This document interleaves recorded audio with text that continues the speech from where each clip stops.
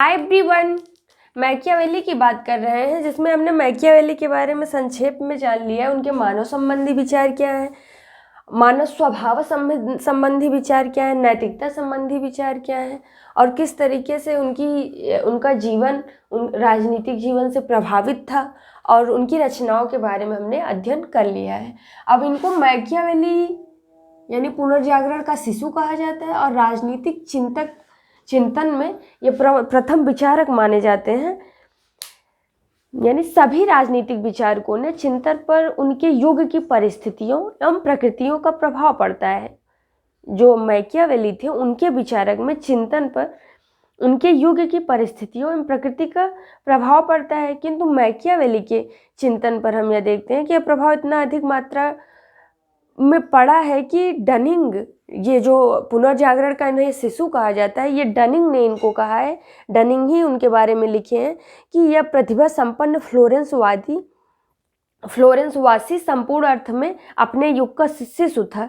और इसी संदर्भ में W.T. जोन्स ने भी इनके बारे में लिखा है कि मैकियावेली को अपने युग का एक श्रेष्ठ सारांश बताया है। मैकियावेली के समस्त राजनीतिक विचारक तत्कालिक समय की विभिन्न स्थितियों से प्रभावित थे, तो इसीलिए इन्हें पुनर्जागरण का शिशु डनिंग के द्वारा कहा गया है। आधुनिक राजनीतिक चिंतन की बात करें तो आधुनिक युग का प्रथम विचारक भी इन्हें माना जाता है। वस्तुतः ये दोनों ही हैं, अपने युग का शिशु भी इन्हें कहा जाता है और आधुनिक युग का प्रथम विचारक भी कहा जाता है, क्योंकि ये अपने युग की समस्त राजनीतिक प्रवृत्तियों को अपने चिंतन में बहुत स्पष्ट ढंग से प्रस्तुत करते हैं।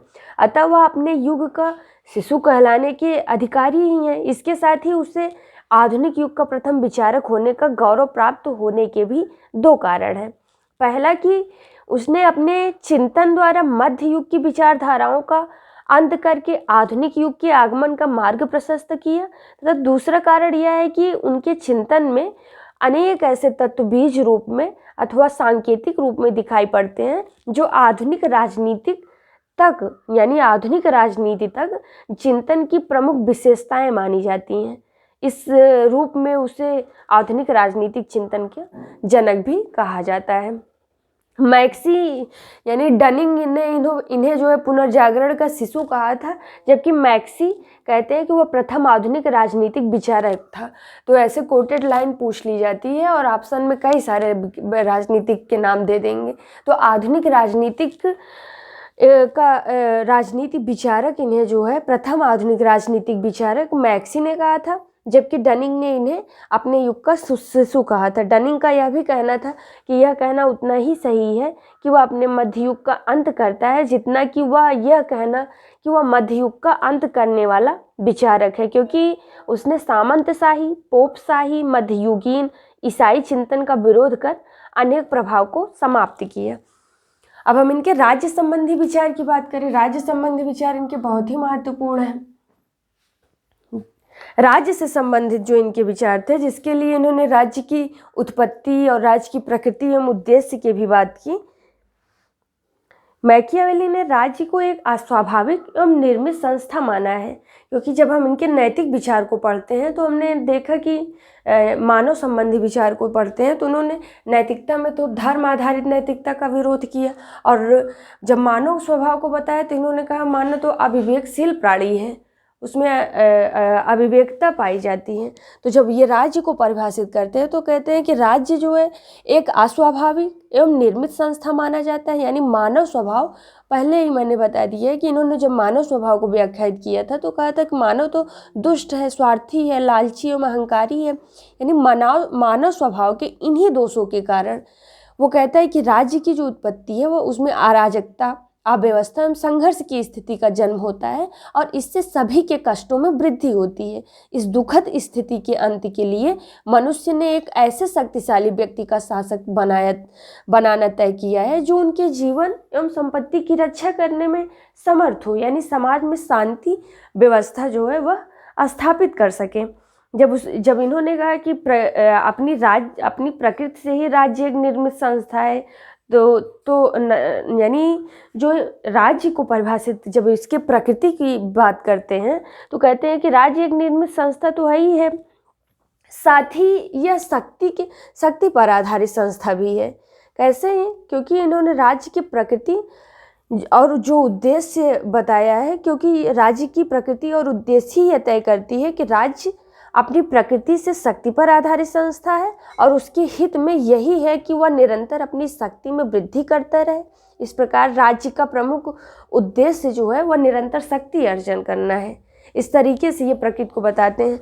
यानी इस दृष्टि से राज्य को लगातार अपने धन और साधनों का विस्तार करना चाहिए। राज्य की स्थापना मनुष्य ने अपने जीवन एवं संपत्ति की रक्षा के लिए की है। अतः मैकियावेली मानता है कि राज्य का एक प्रमुख उद्देश्य मनुष्य की इस इच्छा की पूर्ति एवं आदर करना है, क्योंकि शासक राज्य को चाहिए कि वह मनुष्यों के जीवन की संपत्ति की पूर्ण रक्षा करे, क्योंकि मनुष्य इन दोनों से बहुत प्यार करता है, एक जीवन दूसरी संपत्ति। और संप्रभुता की भी बात हुआ करता है। संप्रभुता में होता है जब हम राज्य की 4 इकाई, आज के समय में जो राज्य की एक राज्य के लिए 4 तत्व निर्धारित किए गए हैं, उसमें से एक होता है संप्रभुता। संप्रभुता को कहते हैं, मैकियावेली ने राज्य को अन्य सभी संगठनों से उच्च एवं श्रेष्ठ माना है और उन पर राज्य के नियंत्रण का समर्थन किया है। मैकियावेली का राज्य किसी परलौकिक अथवा लौकिक सत्ता के प्रति उत्तरदायी भी नहीं है, क्योंकि उसके चिंतन में संप्रभुता के 2 तत्व की झलक दिखाई पड़ती हैं, एक अविभाज्यता और दूसरा निरंकुशता। यानी उसका मत है कि शासक की शक्ति अविभाज्य होती है। शासक की इस शक्ति को ही मैकियावेली के बाद के विचारक ने राज्य की संप्रभुता का लक्षण बताया है। मैकियावेली ने शासक की शक्ति को निरंकुश और अमर्यादित माना है। कहता है कि शासक की शक्ति पर आंतरिक क्षेत्र में कोई नियंत्रण नहीं होता है, अपितु उसी के आदेशों का अन्य सभी पालन करते हैं। जैसे बाह्य क्षेत्र में शासक अन्य किसी शासक का न तो दबाव स्वीकार करता है और ना ही उसके प्रति उत्तरदायी होता है। सीमा के बाहर सभी शासक, यानी जो सभी शासक मीन्स यहाँ राज्य को लेता है कि राज्य जो है समानता की स्थिति रखते हैं। जब राष्ट्र राज्य की बात आती है, मैकियावेली ने राष्ट्र राज्य की धारणा को सैद्धांतिक रूप से प्रस्तुत नहीं किया है। जब हम मैकियावेली के अनुसार देखेंगे तो ये सैद्धांतिक रूप से राष्ट्र राज्य को परिभाषित नहीं करता है, किंतु उसके चिंतन में ऐसे तत्व अवश्य मौजूद हैं जो राष्ट्रीयता एवं राष्ट्र राज्य के आधुनिक विचारक के पर्याप्त निकट है। यानी उसने स्पष्टतः धर्म के आधार पर संगठित राज्य के स्थान पर ऐसे प्रादेशिक आधार पर संगठित राज्य का विचार प्रस्तुत किया है जिसमें नागरिकों के बीच नस्ल, भाषा, संस्कृति, भूगोल, अर्थशास्त्र आदि की एकता हो। वस्तुतः वह तत्कालीन स्पेन, फ्रांस, इंग्लैंड की भांति संपूर्ण इटली को भी वह स्वीकृत संगठित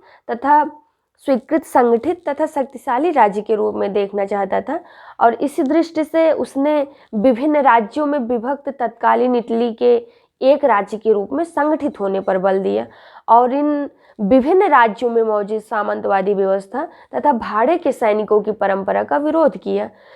यानी इस विचार के आधार पर प्रोफेसर हर्नसा उन्हें कहते हैं कि इन्हें राष्ट्र राज्य की अवधारणा का जनक माना जाना चाहिए और उन्होंने माना भी है। उन्होंने कहा कि राष्ट्र राज्य की अवधारणा का जनक अगर कोई है तो वो मैकियावेली है। जब राज्य का वर्गीकरण मैकियावेली 2 तरीके से करते हैं। एक ऐसा जो शासन सत्ता का प्रयोग करने वाले व्यक्तियों की संख्या पर निर्भर करता हो और शासन सत्ता का प्रयोग करने के उद्देश्य क्या है इसको उन्होंने बताने का प्रयास किया, क्योंकि मैकियावेली के शासनों के वर्गीकरण को राज्य के वर्गीकरण के रूप में प्रस्तुत किया गया है। मैकियावेली ने अरस्तु का अनुसरण करते हुए शासन प्रणालियों को 2 आधारों पर बताया, जबकि उसने अरस्तु की तरह ही शासन के अग्रलिखित यानी शासन का, जब हम शासन की बात करते हैं तो अरस्तु के तरीके ही उसने शासन के 3 शुद्ध रूप और शासन के 3 भ्रष्ट या विकृत रूप बताए हैं। शासन के जो 3 शुद्ध रूप है, शासन के 3 शुद्ध रूप में राजतंत्र यानी 3 शुद्ध रूप बताए, दूसरा कुलीन तंत्र और तीसरा संवैधानिक प्रजातंत्र की बात किए हैं। यानी द प्रिंस में मैकियावेली ने वस्तुतः निरंकुश राजतंत्र का समर्थन किया है और यहाँ पर इन्होंने समर्थन ही नहीं, यह भी राजतंत्र के भी 2 भेद स्वीकार किए हैं, एक निरंकुश राजतंत्र, दूसरा विधि सम्मत राजतंत्र। इसके अतिरिक्त उसने राजा द्वारा राजपद ग्रहण करने की प्रक्रिया के आधार पर राजतंत्र के भी दो भेद स्वीकार किए हैं, एक वंशानुगत राजतंत्र, दूसरा निर्वाचित राजतंत्र। यानी सामान्यतः वह विधि सम्मत व एवं निर्वाचित राजतंत्र के समर्थक है, किंतु कुछ विशिष्ट एवं असाधारण स्थितियों में वह वंशानुगत एवं निरंकुश राजतंत्र को भी उचित मानते हैं। वस्तुतः द प्रिंस में उसने ऐसी असाधारण राजनीतिक स्थितियों के प्रसंग में ही राजतंत्र के इस द्वितीय रूप का समर्थन किया है, जबकि अरस्तु के अनुसार उसने शासन के 3 भ्रष्ट रूप भी यानी विकृत रूप भी बताए हैं। पहले निरंकुश तंत्र, धनिक तंत्र या अल्पतंत्र और प्रजातंत्र। यानी हमने देखा कि शुद्ध रूप में उसने राजतंत्र, कुलीन तंत्र और संवैधानिक प्रजातंत्र स्वीकार किया है, जबकि भ्रष्ट रूप में निरंकुश तंत्र, धनिक तंत्र या अल्पतंत्र और तीसरा प्रजातंत्र। तो हमने इस वीडियो में ये जाना कि इन्हें जो है राष्ट्र राज्य का अवधारणा का जनक क्यों माना जाता है, पुनर्जागरण का शिशु डनिंग क्यों इन्हें कहते हैं, और आधुनिक राजनीतिक चिंतन के प्रथम विचारक के रूप में मैक्सी इन्हें क्यों स्वीकारते हैं। तो हमने इनके कुछ विचार देखे, अब इनके हम शासक के गुण से संबंधित विचार देखेंगे। Thank you.